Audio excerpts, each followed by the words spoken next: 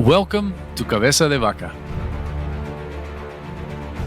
Episode 5, The Gulf. I'm Brandon Seale. 242 mostly naked men in 5 very crude rafts floated along the coastline of the Florida Panhandle in late September 1528. They were packed in almost 50 men to a raft, with just enough room for each man to lay down if he didn't mind rubbing shoulders with his neighbor. They didn't dare venture far from the shore in their 30-foot-long vessels, since those vessels rode barely 6 inches above the waterline and wouldn't have fared well in open seas. To the extent they could, the flotilla of rafts stayed in waist-deep shallows, carried along by their sails that they had fashioned out of their shirts and pants. For the first 7 days of the Narváez expeditionaries' Gulf voyage, things went surprisingly well. A couple of days in, they came into possession of some abandoned canoes that some terrified natives had left behind when they saw them. The expeditionaries lashed these canoes to their rafts like outriggers, which gave them more stability and helped buoy them a few more inches above the waterline.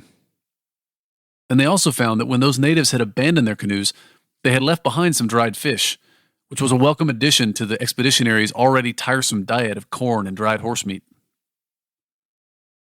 Yet as the rafts plodded along through October of 1528, there were growing reasons to be concerned. All along the coast, smoke signals began to rise up, as the tribes began to warn their brethren of the starving, grabby gangs of men floating toward their shores. As a result, most of the natives pulled back their lodges and supplies back into the interior, denying the expeditionaries any chance to reprovision. Accordingly, the corn and horse meat on the rafts soon began to run out. And then an even more serious problem presented itself. To store fresh water for this voyage, the expeditionaries had repurposed horse hides, turning them into giant canteens. They had done this, however, without adequate time or chemicals to properly cure the hides. And so after just a few weeks at sea, their horsehide canteens began to rot, contaminating their fresh water, or at the very least, making it taste like decomposing horse flesh. They sailed the last 5 days of October without drinking anything. They kept pushing on, however. Most of the men on these rafts still believed they were just a few dozen miles away from the so-called Rio de las Palmas, the modern-day Soto La Marina in Tamaulipas, Mexico. But eventually, some of the men couldn't take the thirst anymore. 5 of them resorted to drinking salt water and paid with their lives for their mistake. Desperate now, the sad flotilla put ashore somewhere near modern-day Biloxi, Mississippi, to search for fresh water. They found nothing. As they boarded their rafts, in the distance, they saw a pair of Indians in a canoe. The expeditionaries called to the natives, signaling that they wanted to trade for fresh water. Lord knows what they would have given for it. The natives, however, wanted nothing to do with these pitiful strangers and began to paddle away. According to the expedition's treasurer, Álvar Nuñez Cabeza de Vaca, quote, "We felt so abandoned and lost that there wasn't a one of us who didn't expect to die at any moment," end quote. It's one of only a handful of times in the narrative when we'll ever see Cabeza de Vaca despairing, and yet he very deliberately refuses to dwell on it or indulge his modern readers' prurient interest in seeing his suffering. Quote, "I pass over this episode quickly because I don't think there's any particular need to tell all the miseries and hardships we endured. Considering the situation we were in and the little hope of salvation that we had, each one may imagine what could have happened to us," end quote. This is actually a recurring pattern in Cabeza de Vaca's account, his refusal to dwell on his most hopeless moments. Maybe it's an indication of the depth of the trauma that the ordeal inflicted on him. Or maybe it's just an insight into the psychological tools that he used to survive this incredible adventure. Out of a lack of any other options, the Narváez expeditionaries decided to pursue the Indian pair that had fled from them. It was risky, and frankly, it risked provoking an attack if those natives had any relatives nearby who might feel threatened by the sight of a couple hundred sunburned and bearded bags of bones descending upon them. As the expeditionaries rounded a spit of land, they suddenly got more than they had bargained for. They were met by a veritable fleet of native canoes heading toward them. These Native Americans were tall and well-built, and yet they carried no weapons, perhaps realizing that in the expeditionary's current state, they posed them no threat. The natives signaled to the expeditionaries to follow them, which they willingly did. Following their new guides, the expeditionaries rowed their way further into the bay until at last they saw a fairly sizable native village. Here, the expeditionaries eagerly disembarked and found waiting for them on the shore jars of water and cooked fish. The village chief then came out to greet the visitors. He invited Narváez back to his lodge. The two men and their chief lieutenants sat together and traded gifts. Apparently, Narváez was no longer above trading with the natives as equals. Yet between the natives' gracious welcome that afternoon and what happened that evening, something went horribly wrong. Cabeza de Vaca offers no clue as to what provoked the turn of events, but as suddenly and as inexplicably as these Indians had come out to meet the expeditionaries, that night they turned on them. From all sides and all at once, the natives assaulted their guests. They attacked the sick laying prone on the beach. They burned their own lodges where they had put up expeditionaries to rest. They even threw themselves into a brutal hand-to-hand melee in the chief's lodge, where a surprised Narváez took a rock to the face. The confused expeditionaries retreated as quickly as they could back to their rafts. Arrows and stones rained down upon these men, who just a few moments before thought they had finally found relief from the privations of their miserable raft voyage. The 50 healthiest members of the expedition formed a defensive perimeter there on the beach and tried to protect the rafts while the sick and wounded were being boarded. Yet the natives continued attacking with such ferocity that the rearguard couldn't safely leave their positions. And soon, nearly every one of those 50 had been wounded as well, even as they continued to hold the line against 3 different assaults by native warriors. Something to recall is that the vast majority of Narváez's expeditionaries were not soldiers. Yes, they lived in a violent age, and so like later European settlers on the American continent, they weren't strangers to conflict. But most of these expeditionaries had no military training, and certainly no sense of tactics. And Narváez, recall, had just been wounded, and seems to have been taken out of the action. And so, in a lull in the fighting following the third assault, when perhaps it seemed like the natives had exhausted their supply of arrows, Cabeza de Vaca and Captain Andrés Dorantes stepped up. They were each veterans of the wars in Europe, with experience commanding men in combat, and they devised a plan. Dorantes and 2 of the other captains snuck off into the darkness, even as the natives had begun to form up for a 4th assault. Before they could launch it, however, Dorantes and his force struck the natives' rear. It caught the natives entirely off guard and undermined their confidence in their own position. Their order collapsed, and they dissolved into the night, leaving the expeditionaries in peace, but in disarray. The events near Biloxi really scrambled the circuits of the Narváez expeditionaries, because it seemed to show them how poorly equipped they were for understanding this continent. It seemed now that they couldn't even trust their ability to read the intentions of friendly natives. Of course, maybe the whole thing had always been a trap for them. But then why would the natives have bothered feeding the Narváez expeditionaries instead of just attacking them on their shoddy rafts? Maybe Narváez had committed some faux pas that he didn't even realize when he was talking to the chief. The fact is, though, we don't know. And in general, I find Cabeza de Vaca to be curiously unjudgmental about this entire episode.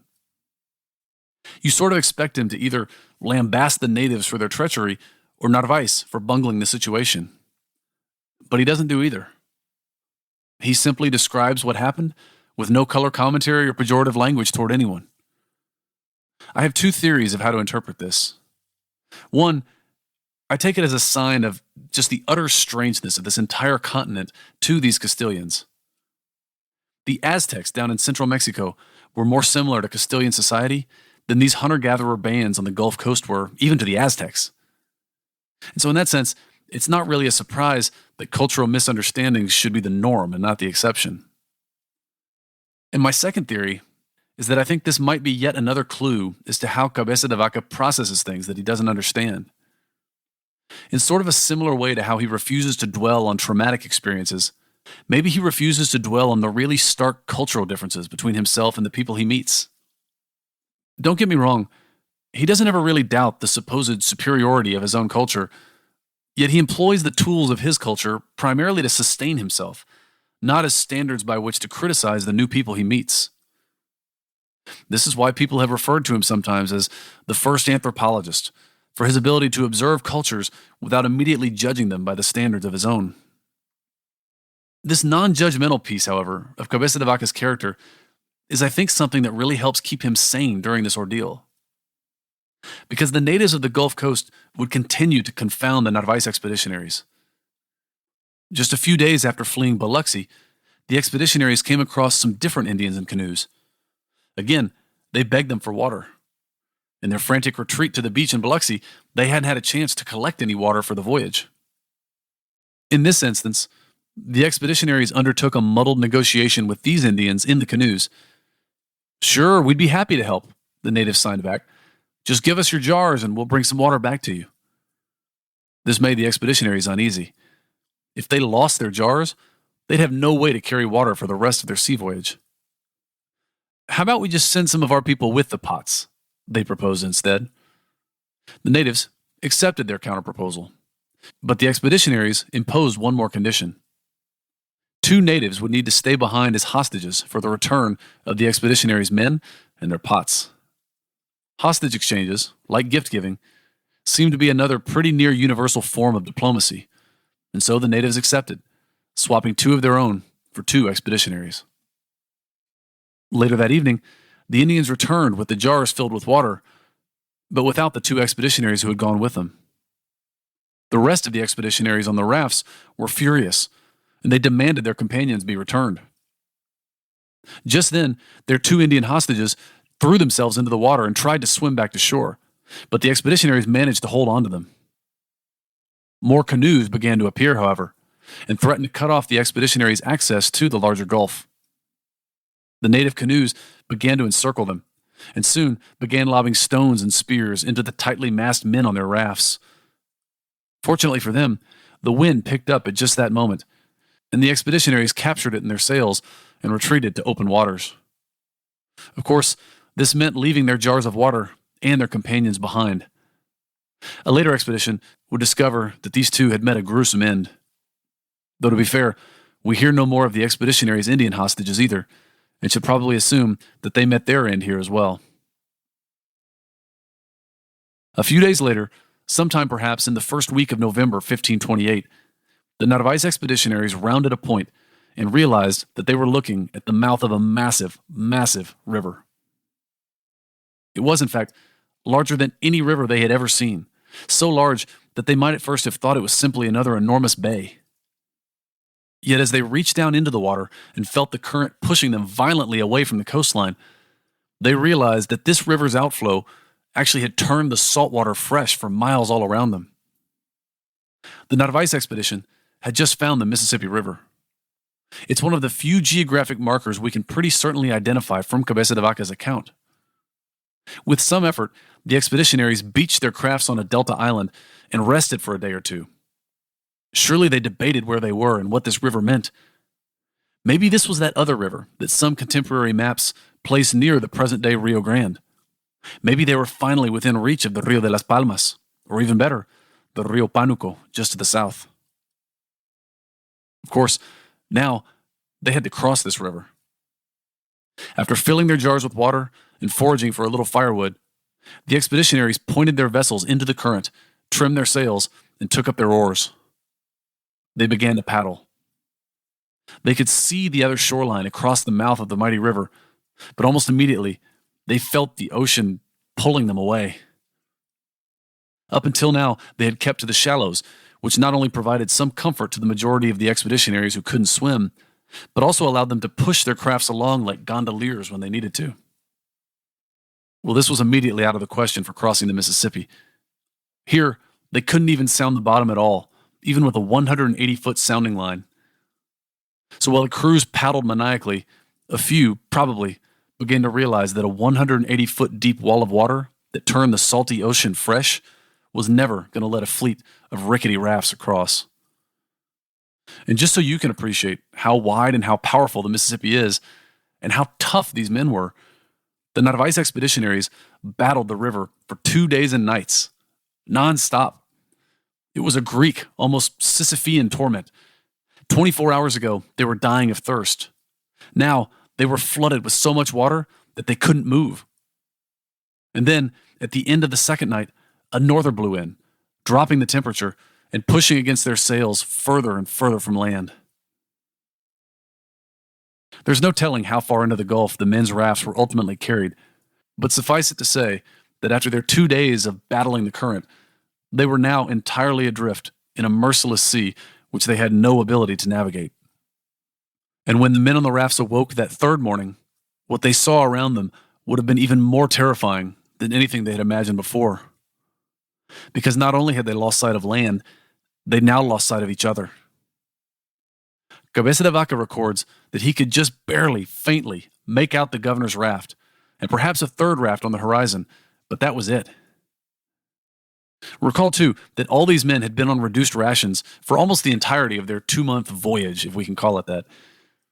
Now, they were down to just a handful of uncooked corn each day for each man. And the last 2 days of effort had exhausted what small stores of strength remained in them. Nevertheless, Cabeza de Vaca ordered the men on his raft to row toward Narvaez, and they eventually managed to draw up within shouting distance. No closer, however. It seems Narváez wouldn't quite let Cabeza de Vaca pull entirely alongside. Before Cabeza de Vaca could even speak, it was Narváez who shot him a question, anticipating the words that were probably about to come out of Cabeza de Vaca's mouth. "What do you think we should do?" Narváez asked his treasurer. "We should link our rafts together and go after the third raft," Cabeza de Vaca responded, quote, "so that our 3 boats might follow whatever path that God wished to place us on," end quote. "Impossible," Narváez shot back. "Our only hope," he continued, "is to paddle for shore. Forget the third raft, and the fourth and the fifth. If the men on my raft don't reach land in a day or 2, they'll all die of starvation." And without waiting for a response, Narváez set his men to rowing. Cabeza de Vaca told his men to do the same and tried to keep up. But the hardier men that Narváez had pre-selected for his own vessel began to pull ahead. "Throw us a rope," Cabeza de Vaca called out, asking to be towed along. "Impossible," Narváez shot back again. "It'll take all of our efforts just to reach shore ourselves this evening." "What are we supposed to do then?" Cabeza de Vaca asked. Narváez answered him, quote, "This is no time for one man to order another man around. Each man should do what seems right to him and save his own life, which is what I plan to do," end quote. In short, it was every man for himself at this point. Symbolically and in actuality, the Narváez expedition was no more. Cabeza de Vaca ordered his men to lay down their oars. Some of his men had already begun to pass out from their efforts to reach Narváez's little craft. It was too much to ask of his men to kill themselves rowing after a commander that had just abdicated his command, and in a direction that they weren't even sure promised salvation. And so for 3 days more, the men on Cabeza de Vaca's raft drifted along, saying little, resigned to being carried wherever the Gulf of Mexico might decide. A storm struck them on the 4th day, a storm so strong it nearly overturned their raft, yet it merits barely a mention in Cabeza de Vaca's narrative. So indifferent was he to his fate by this point. Quote, "With little difficulty, one could count our bones, and we looked to ourselves like death itself," end quote. By the end of the 4th day, their bodies began to shut down. Quote, "The men began to faint, such that when the sun set, all those in my raft were slumped over on top of one another, with many so close to death that only a few remained conscious," end quote. By sunset on the 4th day, only 5 of Cabeza de Vaca's 49-man crew could stand up. By midnight, only Cabeza de Vaca and the helmsman remained conscious. Then, 2 hours after nightfall, the helmsman asked Cabeza de Vaca to take the tiller. He was done, he said, certain he would die that very night. Cabeza de Vaca understood the sentiment. Quote, "I would have happily taken death in that moment, rather than to see so very many men in so sad a state," end quote. Eventually, too, Cabeza de Vaca closed his eyes. Quote, "Resting a bit, without resting, as sleep was the furthest thing from my mind," end quote. And yet, the Narváez expeditionaries' time at sea was coming to an end. Not, however, in the manner that any of them would have anticipated. On the next episode of Cabeza de Vaca.